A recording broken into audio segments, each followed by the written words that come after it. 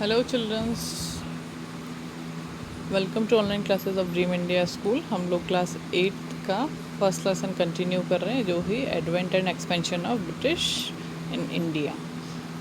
तो हमने इसके 4 पेजेस कंप्लीट कर ली, तब हम 5th वाला करेंगे, Anglo French rivalry and Carnatic wars. अब इसमें क्या था? Anglo French trading rivalry soon turn into war. It is important to know about the resources and power of both before studying the wars that ensued between the two. अब जो British और French थे, इनके बीच में क्या युद्ध वाली स्थिति पैदा हो गई। तो क्यों पैदा हो गई वो हम जानते हैं। British East India Company was a private organisation where as French company was under the control of French government.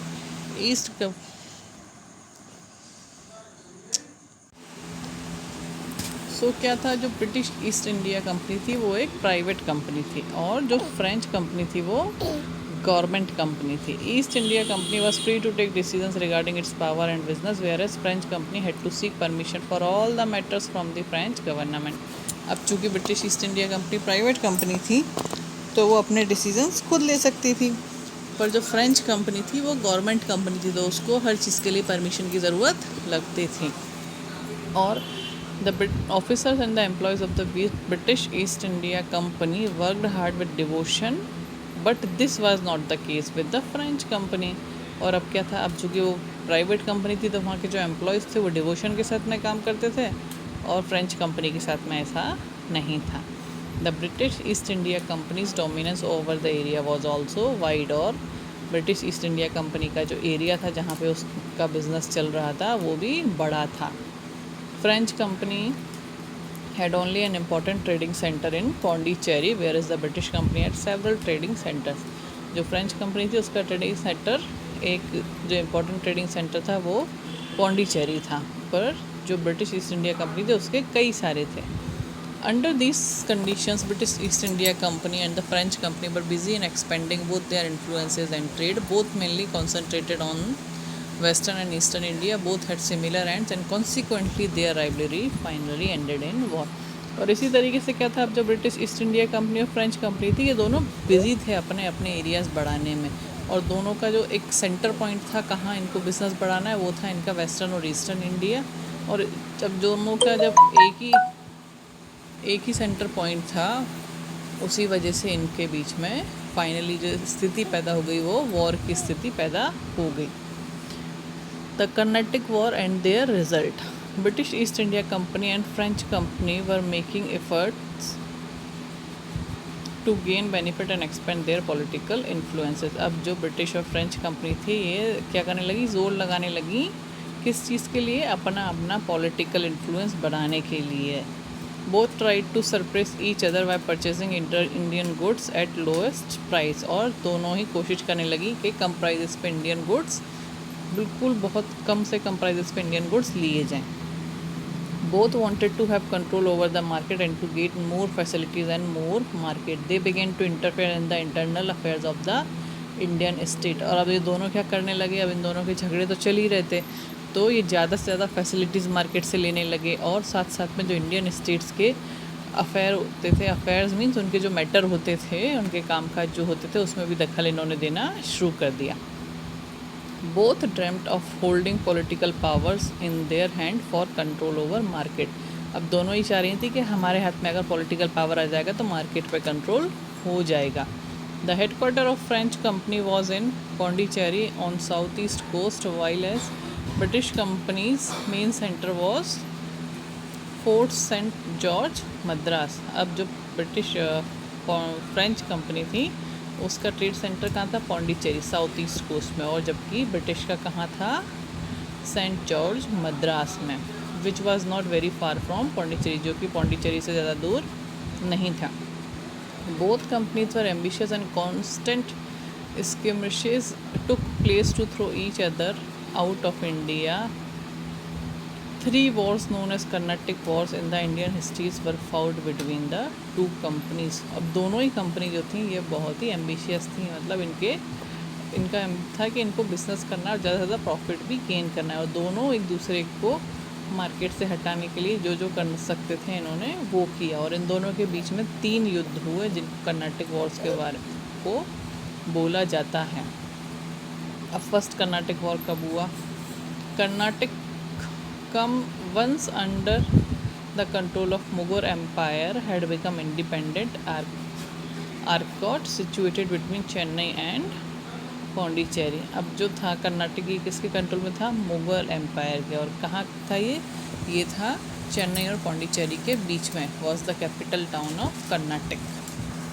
French and English were on the opposite sides in 1744 war of Austrian succession in Europe. अब जो French और English थे ये opposite side में थे। कब? जब Austrian का वॉर चल रहा था यूरोप में। The war had telling effects on India too. और जो वॉर का असर था वो इंडिया में भी देख सकते थे। Animosity begins to rise between English and French company. French governor Dupleix lured Nawab Anwaruddin of Karnataka in his favour. अब क्या हुआ इसमें? अब जो फ्रेंच के गवर्नर थे डुप्लेक्स, उन्होंने किनको लालच देना शुरू कर दिया? अनवरुद्दीन को, जो कर्नाटक के नवाब थे, और अपने फेवर में ले लिया। The French company forces took over the British fort in Madras. और फ्रेंच कंपनी ने ब्रिटिश का जो फोर्ट था मद्रास में उसको अपने कब्जे में ले लिया। When the Nawab of Karnataka demanded the Madras fort, Dupleix refused to hand it over to Nawab. अब जब उसने नवाब को बहला फुसला के रखा था और फ्रेंच ने ब्रिटिश का फोर्ट भी ले लिया, तो नवाब ने उनसे फोर्ट मांगा कि मुझे ये फोर्ट दो, तो डुप्लेक्स ने मना कर दिया। This led both sides of Wars and Karnataka Nawab was defeated. और इसकी वजह से क्या हुआ? दोनों के बीच में युद्ध हुआ और कर्नाटक का नवाब हार गया। इन 1748 peace was restored between France and Britain in Europe. Consequently, peace was restored between the two companies in India also. अब नवाब को दोनों ने हरा दिया, तो 1748 में क्या हुआ? इनका पीस, शांति समझौता फ्रांस और ब्रिटेन के बीच में यूरोप में हो गया। तो उसका असर क्या हुआ कि भारत में भी जो दोनों कंपनियां थी इन्होंने भी समझौता कर लिया। The Madras fort was handed over to English company. और उनको मद्रास फोर्ट दे दिया गया। All the peace was restored between the two, the war gave birth to new thing. हालांकि उनके बीच में शांति समझौता हो गया था, पर जो वॉर हुआ था उसने नई चीज़ों को भी जन्म दे दिया था। With the defeat of Karnataka Nawab, supremacy of European system of war was established. अब जो कर्नाटक का नवाब थे वो हार गए, तो अब जो स्वामित्व था वहाँ पे वो किसका हो गया? यूरोपियंस का हो गया। The European companies came to know that with further increase in internal interference in the politics of the Indian state, supremacy too could be established further. अब क्या हुआ? कर्नाटक के केस से जो ब्रिटिशर्स और यूरोपियंस थे वो ये समझ गए कि अगर हम इनके मैटर्स में कंटिन्यूसली इंटरफेयर करते रहें पॉलिटिक्स में, तो हम यहाँ पे अपने आप को इनसे ज़्यादा शक्तिशाली करके और इनसे ज़्यादा बड़ा कर खुद को एस्टेब्लिश कर सकते हैं।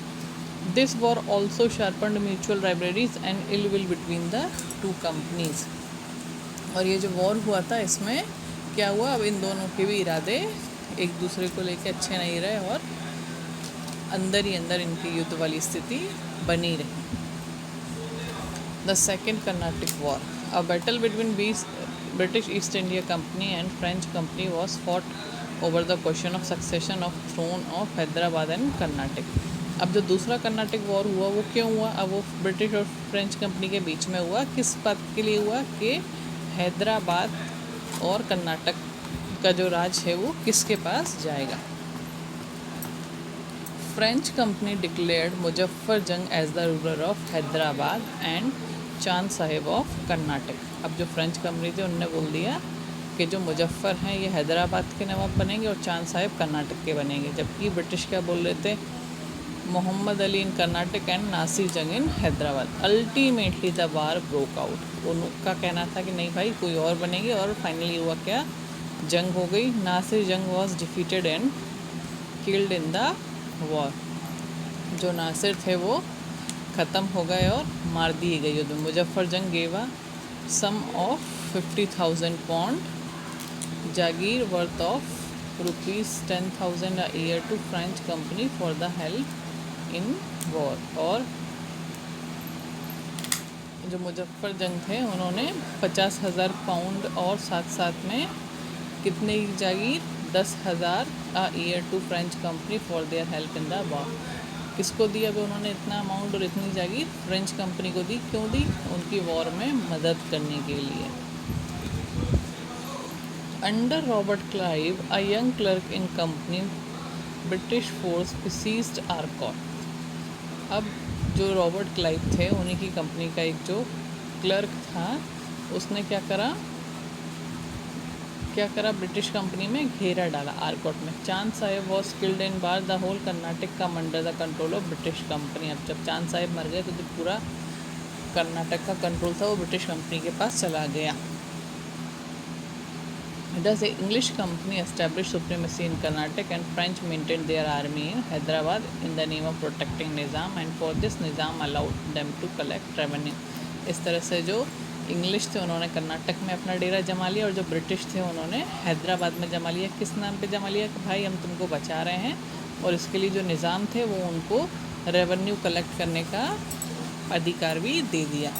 The method of exercising control, that is by making Indian royalties paid to maintain of foreign armies, came into practice। और इसी के साथ साथ में क्या हुआ, ये नया तरीका इन लोगों ने शुरू कर दिया कि हम आपके राज्य में रह के आपको ही बचा रहे हैं, इसके लिए आप हमको पैसे दे दो। अब थर्ड कर्नाटिक वॉर।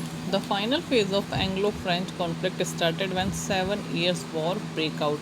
अब जो थर्ड कर्नाटिक वॉर हुआ था ये 7 साल का था, और कहाँ था ये? यूरोप में। In the war of Wandiwash in 1760 French were defeated. अब जो वंडी वॉश का वॉर हुआ था 1760 में, उसमें फ्रेंच हार गए। The British company emerge victorious in the war. और जो ब्रिटिश थी वो बहुत ही एक अच्छे विजेता के रूप में निकली। The English who were already in power in Karnataka outsetted France from Hyderabad too। अब जो ब्रिटिश कंपनी थी कर्नाटक में तो थी, अपनी सत्ता जमा रखी थी, अब इसने अपने पैर हैदराबाद में भी जमा लिए और फ्रेंच को वहाँ से भगा दिया। And does all the territories under the French control come under the control of British. और अब क्या हुआ, जितनी भी टेरिटरीज फ्रेंच के पास थी अब वो सारी ब्रिटिश के पास में आ गई। The dream of French company to gain political supremacy in India come to an end. और इसी के साथ साथ में फ्रेंच कंपनी का भारत में राजनीतिक तौर पे कब्ज़ा करने का जो सपना था वो ख़त्म हो गया। British East India company found a new door open to establish their supremacy over entire India. और जब फ्रेंच का सपना ख़त्म हुआ तो ब्रिटिश ईस्ट इंडिया कंपनी का नए रास्ते खुल गए भारत में अपने आप को स्वामित्व में लाने के लिए। British conquest of Bengal. Alivardi Khan became the Nawab of Bengal in 1740। और जो अलवर्दी खान थे अब ये बंगाल के नवाब बन गए 1740 में। He was an able and diplomatic ruler. ये योग्य और अच्छे सशक्त रूलर थे। He dislike the activities of English. और उन्हें इंग्लिश की जो गतिविधियाँ थी वो ज़्यादा पसंद भी नहीं थी।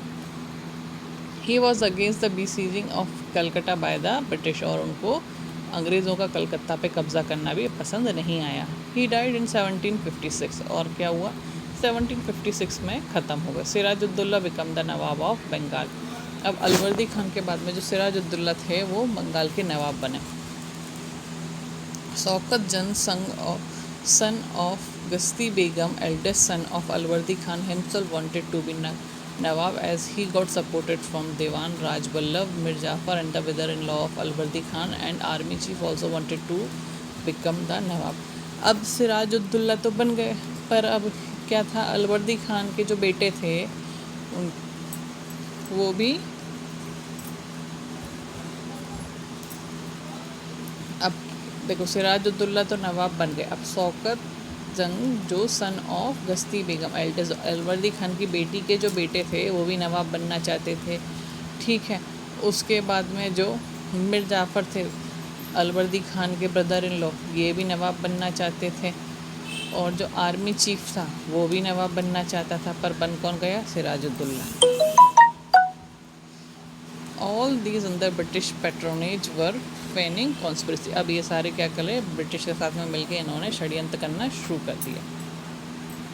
नवाब उज़दुल्ला was annoyed due to the fortification of Calcutta war by the British। और नवाब उज़दुल्ला किस बात से भी नाराज़ थे, इनके फोर्टिफिकेशन से जो कलकत्ता में ब्रिटिशर्स ने किया था। The British were trading in Bengal without paying taxes and this had an adverse effect in the royal treasury. और जो ब्रिटिशर्स थे, क्या कर रहे थे, बंगाल में व्यापार तो कर रहे थे पर टैक्स नहीं दे रहे थे, जिसकी वजह से जो राज खजाना था वहाँ का वो भी खाली हो गया। The British did not give due respect and gifts to Nawab. और क्या था, सम्मान भी नहीं देते थे, गिफ्ट्स भी नहीं देते थे। जब टैक्स नहीं दे रहे तो गिफ्ट कहाँ से देंगे। Enraged by the provoking activities of British, nawab captured Kasim Bazar. और उनकी इन्हीं सब गतिविधियों से गुस्सा होके जो नवाब था उसने कासिम बाजार पे कब्जा कर लिया। Kasim Bazar factory on June 4, 1756। Now the nawab was on his way to Calcutta. और अब वो कलकत्ता के रास्ते पे था। Governor Drake left Calcutta with traders, women and children and nawab took control Calcutta on 22 June 1756। और जो वहाँ के गवर्नर ड्रेक थे उन्होंने कलकत्ता छोड़ दिया और व्यापारियों के साथ में, औरतें और बच्चों के साथ में, और जो नवाब थे उन्होंने कलकत्ता पे भी कब्जा कर लिया। After the fall of Calcutta, Robert Clive led an army to Bengal. अब जब कलकत्ता चला गया तब जो रॉबर्ट क्लाइव थे उन्होंने बंगाल के लिए सेना तैयार की। Clive in a small war in 1757 reconquered Calcutta and the Nawab was defeated in the war and the British compelled the Nawab to concede their demand। अब क्या हुआ, अब जब रॉबर्ट क्लाइव ने बंगाल की तरफ फिर से कलकत्ता की तरफ चले जाने के बाद में रॉबर्ट क्लाइव ने अपनी आर्मी जो थी वो बंगाल के लिए भेजी, ठीक है। और वहाँ पे क्या हुआ, नवाब हार गए तो जो कलकत्ता था वो वापस से किसके, ब्रिटिशर्स के कब्ज़े में आ गया। और अब जब वो जीत गए तो उन्होंने नवाब को मजबूर किया कि वो उनके साथ में उनकी बातें माने। Battle of Palasi.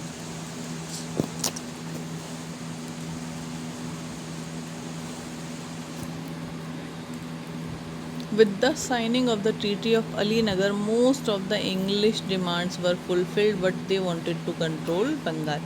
अब जब अलीनगर की ट्रीटी संधि हो गई थी उसके बाद में इंग्लिश ब्रिटिशर्स की काफ़ी सारी डिमांडों को मान लिया गया था। तो क्या हुआ था, अलीनगर की ट्रीटी के बाद में जो इंग्लिश थे उनकी सारी डिमांड्स पूरी होती थी, पर उनको क्या चाहिए था, उनको बंगाल पे कंट्रोल चाहिए था। They indulge introduce Clive occupied French colony Chandernagore and the Nawab could not stop him. अब जो क्लाइव था उसने क्या करा, चंद्रनगर कॉलोनी में जो फ्रेंच की कॉलोनी थी उसके ऊपर कब्जा कर लिया और नवाब उनको रोक नहीं पाया। Clive made a secret pact with Mir Jafar who was replace of Sirajuddaula as nawab of Bengal. अब जो क्लाइव थे उन्होंने मीर जाफ़र के साथ में मिलके प्लान बनाया। क्या प्लान बनाया कि सिराजुद्दौला को हटा के किसको नवाब बना दिया जाएगा, मीर जाफ़र को। After the conspiracy pretext for war was reached. अब क्या हुआ, इनके षड्यंत्र बनने के बाद में अब वॉर की तैयारी हुई। Nawab was accused of dishonouring treaty of Alinagar and soon army under Clive set out for Murshidabad. अब जो नवाब थे उनके ऊपर क्या इल्ज़ाम लगा दिया कि इन्होंने अलीनगर की जो ट्रीटी है उसको तोड़ा है, और जो क्लाइव की आर्मी है वो मुर्शिदाबाद की तरफ आगे बढ़ गई। अब battle between nawab and the British forces was fought on at Plassey on 23 जून 1757। अब जो क्या हुआ, अब नवाब और ब्रिटिश फोर्सेस के बीच में युद्ध हुआ 23 जून 1757 को। The major part of Nawab's army led by traitors Mir Jafar, Rai Durlabh and Yar Latif did not participated actively in the battle and so Nawab was defeated and killed by Miran. अब क्या हुआ, अब जो नवाब की आर्मी में ही मीर जाफ़र था, ठीक है, और वो तो उनके साथ में मिल गया था, तो बोलने के लिए वो नवाब के साथ था पर वो ब्रिटिशर्स के साथ में था, और उसने भी क्या करा, इतना ज़्यादा बैटल पे ध्यान नहीं दिया, तो इसकी वजह से भी क्या हुआ, जो नवाब थे वो ख़त्म हो गए, मर गए। किसके द्वारा मारे गए नवाब, मीर जाफ़र के बेटे के द्वारा। The Battle of Plassey had no interface, but it was a war of immense political and economic importance। अब जो बैटल ऑफ पलासी रहा है ये किस सेंस में बहुत इंपॉर्टेंट रहा है, राजनीतिक और आर्थिक इम्पोर्टेंस में। The Nawab become a puppet in the hands of British. अब जो मीर जाफ़र था वो क्या बन गया, ब्रिटिशर्स के हाथ का पुतला बन गया। The political life of Bengal come under the control of British, और इसी के साथ साथ में जो बंगाल की राजनीति थी वो किसके कंट्रोल में आ गई, ब्रिटिशर्स के कंट्रोल में। The battle of Plassey paved the way for British to loot Bengal, और बैटल ऑफ पलासी ने क्या करा, बंगाल को लूटने का रास्ता खोल दिया।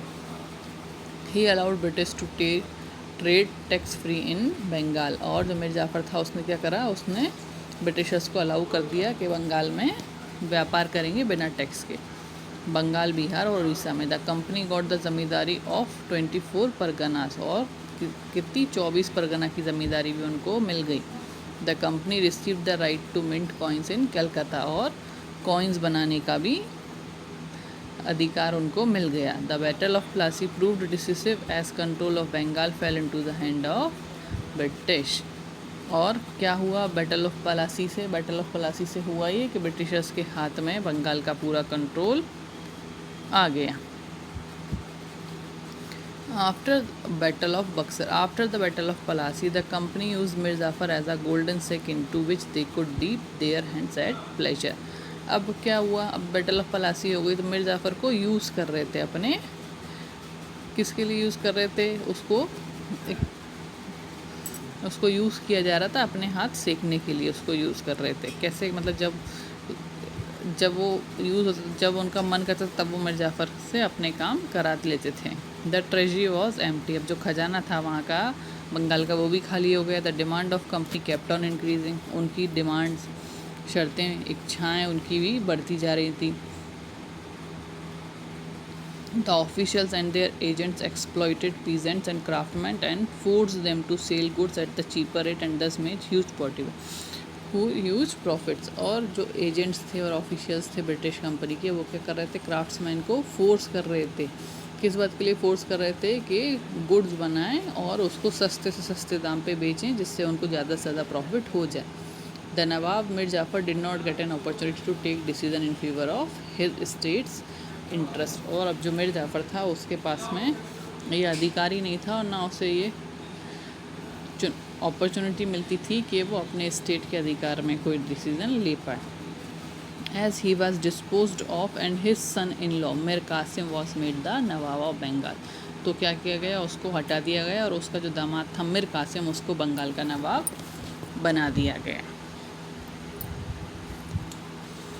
Mir Kasim realized his position of utter dependence on the English company, अब जो मीर कासिम थे वो समझ गए थे कि उनकी जो स्थिति है वो कैसी है कि वो ब्रिटिश के ऊपर पूरी तरह से डिपेंड हैं। He began to consolidate power, अब उन्होंने क्या करा, उन्होंने पावर इकट्ठा करना शुरू किया, मतलब लोगों को इकट्ठा करना शुरू कर दिया। He dismissed loyal officials of English, और उन्होंने क्या करा, जो ब्रिटिश के ऑफिशल्स थे उनको डिसमिस कर दिया, अपने कोर्ट से हटा दिया। He built a new military setup and abolish the custom duty, और अब उन्होंने एक नया सैनिक बल तैयार किया और कस्टम ड्यूटीज़ को भी ख़त्म किया। These steps proved disastrous for the company, और ये सारे स्टेप्स क्या कंपनी को सोहाए नहीं, उनके लिए ख़तरनाक थे। Finally the battle fought in 1763, और अब क्या हुआ, अब फिर से युद्ध हुआ, कब, 1763 में। Mir Kasim was defeated by the company and force and he fled to Awadh, अब क्या हुआ, अब जो युद्ध तो हो गया, तो मीर कासिम कंपनी के द्वारा हरा दिया गया, और अब वो कहाँ चले गए, कहाँ भाग गए, वो अवध में भाग गए। The Nawab of Awadh Shujauddaula was also against the British and Shah Alam. The fugitive Mughal emperor had taken refuge in Awadh, अब जो थे शुजा-उद-दौला वो भी ब्रिटिशर्स के खिलाफ थे। अब जो शाह आलम थे मुग़ल एम्प्रर, अब ये भी कहाँ आ गए, ये भी अवध में इन्होंने शरण ले ली। The three allies clashed with the company army at Buxar, अब ये तीन जो मिल गए थे, मीर कासिम, शुजा-उद-दौला और शाह आलम, अब इन तीनों ने मिल के क्या करा, कंपनी के खिलाफ युद्ध छेड़ा बक्सर में, तो जिसको बैटल ऑफ बक्सर कहा जाता है, 23 अक्टूबर 1764 को। दे वर डिफीटेड, अब क्या हुआ, उन्होंने तीनों ने मिलकर युद्ध तो छेड़ दिया पर हार गए। अब यहाँ पे क्या है, ये Sirajuddaula and Shah Alam in 1765 signed the treaties with Clive, अब इन लोगों ने क्या करा, हार तो गए, तो हार गए तो अब इनको संधि करना पड़ेगा। क्या संधि थी, ट्रीटी नवाब ऑफ अवध अलावा ट्रीटी, क्या था अब इस ट्रीटी में, देखिए the English were to get ₹50 lakh as a compensation for war and Awadh was to be return to Nawab. अब क्या होगा, 50 लाख कॉम्पनसेशन देना पड़ेगा इंग्लिश को, तब जाके अवध है वो वापस नवाब को दे दिया जाएगा। Nawab of Awadh conceded Allahabad, Kara and adjoining areas to Mughal Emperor Shah Alam. The British were have to complete control over Chunar Fort. अब जो चुनर फोर्ट था वहीं पे, उसके ऊपर भी किसका कब्जा होगा, ब्रिटिश। तो the British was have the right to tax free trade in the territory of Awadh. अब क्या होगा, ब्रिटिशर्स के पास में ये राइट भी है कि वो अवध में टैक्स फ्री जो व्यापार करेंगे उसका टैक्स वो नहीं देंगे।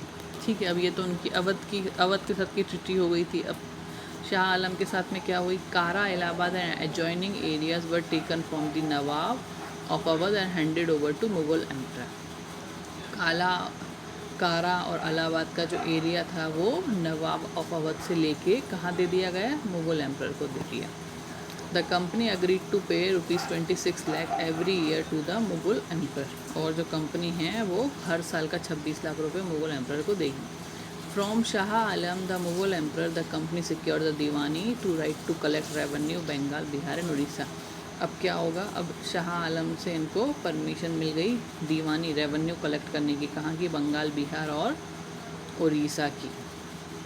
डस Mughal emperor became a virtual prisoner of the English. अब क्या हुआ, अब जो मुगल एम्पर था वो उनका कैदी बन गया, मतलब दिख तो रहा है कि खुला है पर एक तरीके से वो उनका कैदी बन गया। The alliances with Awadh quelled company's fear from Marathas attack. In the meantime Mir Jafar had again been made Nawab of Bengal. और इसी बीच में क्या हो गया, अब जो मीर जाफर था उसको फिर से बंगाल का नवाब बना दिया। Expansion of east India company in India. After establishing their sovereignty over Bengal, the British turned to their attention towards south. अब जब उन्होंने बंगाल पे अपना पूरा आधिपत्य जमा लिया तब इन्होंने कहाँ रुख करा, साउथ की तरफ। There were 3 major powers, और साउथ में कितने, 3 मेजर पावर्स से इनको लड़ना था। The Marathas, the Nizam of Hyderabad and Hyder Ali in Mysore. It became imperative for the British to keep these power divide and win the Nizams on their side. The Anglo-Mysore War. The ruler of Mysore, Whether had become weak. अब जो मैसूर के ruler थे weather वो क्या कमज़ोर थे। Hyder Ali was the commander in chief of Mysore army. और जो हैदर अली थे वो क्या थे, मैसूर आर्मी के कमांडर इन चीफ थे। He was a brilliant general and sure diplomat. वो क्या थे, काफ़ी ही चालाक भी थे और बेहतरीन भी थे। ही अनसफर्ड the throne and establish authority over Mysore. अब उन्होंने क्या किया, उन्होंने जो वीक उनके राजा थे उनसे गद्दी छीन ली और अपनी ही अथॉरिटी मैसूर में बना ली। The British were worried about the increasing power of Hyder Ali. अब जो ब्रिटिशर्स थे वो परेशान हो गए क्योंकि हैदर अली का जो पावर था वो बढ़ता जा रहा था। 4 wars were fought for supremacy between the British and Mysore state. 4 युद्ध हुए ब्रिटिश और मैसूर के बीच में। कब कब हुए, 1767 to 1799। The first war was for during the regime of Warren Hastings. जो पहला युद्ध हुआ वो किसके कार्यकाल के दौरान हुआ, वारन हेस्टिंग के टाइम पे। Hyder Ali won the war and force the British to sign a treaty. Hyder Ali ने युद्ध जीत लिया और ब्रिटिशर्स को फोर्स किया कि वो उनके साथ में संधि साइन कर। By this treaty both the sides return the prisoners of war and conquer treaties and promise to help each other when attacked by third party. अब इसमें क्या हुआ, इस संधि में साइन ये हुआ कि जो इनके बंदी बने, जैसे ब्रिटिशर्स के बंदी को ब्रिटिशर्स के जो लोग थे उनको हैदर अली ने बंदी बनाया, हैदर अली के जो लोग थे उसको ब्रिटिशर्स ने बनाया, तो उन लोगों को रिहा किया जाए। जो एरिया इन लोगों ने कैप्चर किया उसको फ्री कर दिया जाए, और अगर ज़रूरत पड़ी कोई तीसरी पार्टी अटैक करेगी तो ये लोग उसको मिल के जवाब देंगे। But the British did not keep their side of the pact thus resulted in the second English Mysore war. पर क्या हुआ, ब्रिटिशर्स अपनी आदत से मजबूर थे, उन्होंने अपना प्रॉमिस फुलफिल नहीं किया, ना माना, तो इसका रिजल्ट क्या हुआ, second Mysore war, in which French company helped Hyder Ali. अब ये फ्रेंच कंपनी वही है जिसको ब्रिटिशर्स ने ख़त्म किया था, तो अब यहाँ पे फ्रेंच कंपनी ने हैदर अली की मदद की। After Hyder Ali's death his son Tipu Sultan carried on the war. अब जब युद्ध में हैदर अली मर गए तो उनका जो बेटा था टीपू सुल्तान, उसने उस युद्ध को आगे बढ़ाया। Ultimately a peace treaty was signed between English and Tipu Sultan. और युद्ध होने के बाद जब कोई रिजल्ट नहीं निकला तो फाइनली एक ट्रीटी साइन हुई, किसके बीच में? टीपू सुल्तान और ब्रिटिशर्स के बीच में।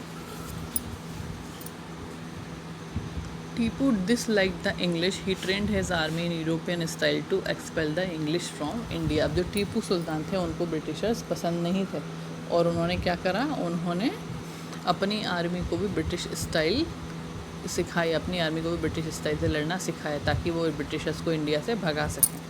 Having known the intention of Tipu Sultan the British declare the third Anglo Mysore war. और जब ब्रिटिशर्स को टीपू सुल्तान के इरादों के बारे में पता चला तब फिर क्या हुआ, तब थर्ड मैसूर वॉर डिक्लेयर हो गया। The Nizam and the Marathas were on this side of English so Tipu had to fight alone. अब क्या हुआ, जो निज़ाम थे और मराठा थे वो इंग्लिश के साइड थे, तो टीपू को अकेले ही लड़ना पड़ा। He was defeated by the British, और वो ब्रिटिशर्स के द्वारा हरा दिया गया। According to the treaty Tipu had to give away the most important part of his territory. और संधि के अनुसार टीपू को जो अपना सबसे महत्वपूर्ण पार्ट था टेरिटरी का वो देना पड़ा।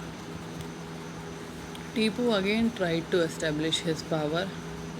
अब जो टीपू थे उन्होंने फिर से अपना पावर एस्टेब्लिश करने की कोशिश की। He sent his envoys to Arabia, Kabul, Constantinople, France and Mauritius to appeal for help. और उन्होंने अपने दूत अरब भेजे, काबुल भेजे, कॉन्स्टेंटिनोपल भेजे, फ्रांस भेजे, मॉरिशियस भेजे, किसके लिए? मदद के लिए। At that time the governor general of English company was Lord Wellesley. और उस समय जो गवर्नर जनरल थे इंग्लिश कंपनी के वो लॉर्ड विल्सले थे। In accordance to his policy of expansion he declare the fourth Anglo Mysore war. और अपना एरिया और बढ़ाने के लिए और एक्सपेंड करने के लिए उन्होंने फोर्थ एंग्लो मैसूर वॉर को डिक्लेयर कर दिया। Tipu was besieged in his capital where he met मृत्यास death and the British captured Mysore. और क्या हुआ, इसमें टीपू बुरी तरह से हारे और मार दिए गए और ब्रिटिशर्स ने मैसूर को कैप्चर कर लिया।